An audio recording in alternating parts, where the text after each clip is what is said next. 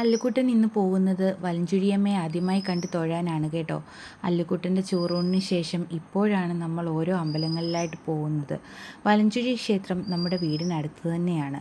ഞാൻ കണ്ടിട്ടുള്ളതിൽ വെച്ച് ഏറ്റവും പ്രകൃതി ഭംഗിയുള്ള അമ്പലമാണ് കേട്ടോ വലഞ്ചുഴി അമ്പലം.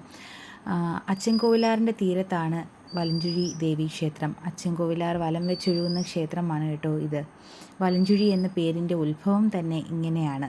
നദി വലം വെച്ചൊഴുകുന്ന ദക്ഷിണേന്ത്യയിലെ ഒരേ ഒരു ക്ഷേത്രവും ഇതാണ്. നമ്മളെത്തിയപ്പോഴേക്കും തിരക്ക് വളരെ കുറവായിരുന്നു. വഴിപാടൊക്കെ എഴുതി നമ്മൾ തൊഴാൻ പോയി. വളരെ സമാധാനമായി മനസ്സ് നിറഞ്ഞു തൊഴുതു. അല്ലുക്കുട്ടനെ ദേവിയെ കാണിച്ചു, പ്രദക്ഷിണം വെച്ചു. കുറച്ചു നേരം അങ്ങനെ നിന്ന് കേട്ടോ. ഇവിടെ നിന്നാൽ നദി കിഴക്കോട്ടൊഴുകുന്നതും ക്ഷേത്രത്തെ ചുറ്റി പടിഞ്ഞാറോട്ടൊഴുകുന്നതും കാണാൻ പറ്റും.